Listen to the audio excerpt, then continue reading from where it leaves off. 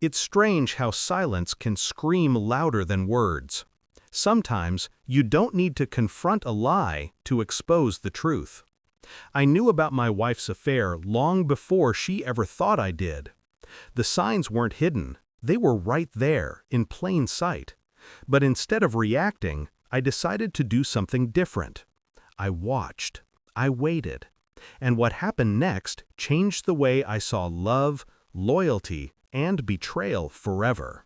What would you do if you discovered your partner was cheating, but they didn't know you knew? Would you confront them? Leave immediately?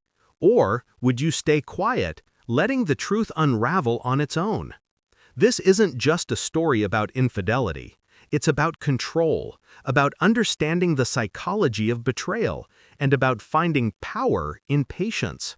Because sometimes doing nothing is the loudest move you can make. It started subtly.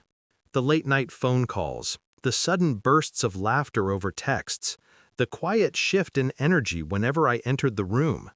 I noticed the distance growing, not just between us, but in her eyes, in her tone, in the way she stopped looking at me and started glancing past me. I wasn't naive. I'd been married long enough to recognize the change in rhythm, that silent language couples speak without words. One night, she came home late, again. She told me she was with friends. That time just slipped away. I smiled, nodded, and poured her a glass of water.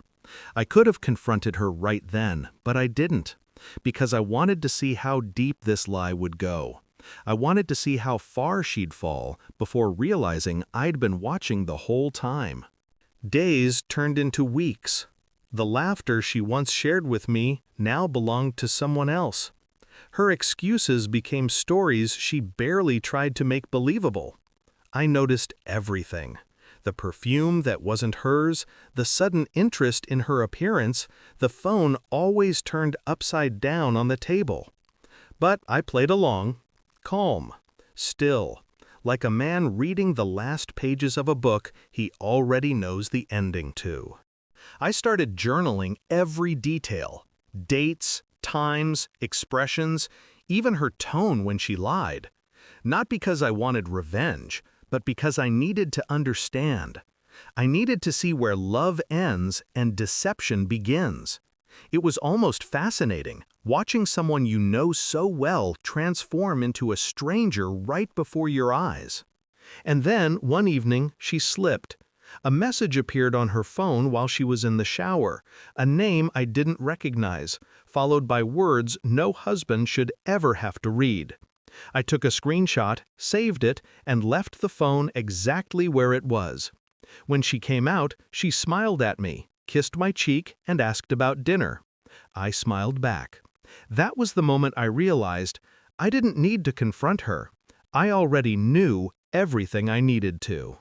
I let her live in the illusion of secrecy. For weeks, I acted normal, kind even. The guilt began eating at her. I could see it in her eyes. Her laughter became forced, her silence longer. Eventually, she confessed, in tears, shaking, expecting rage or punishment. But all I said was, I know. The silence that followed said everything words never could. In the end, I didn't need revenge. I didn't need drama. I needed closure. I learned that sometimes the strongest move isn't shouting, crying, or leaving. It's knowing and letting the truth reveal itself.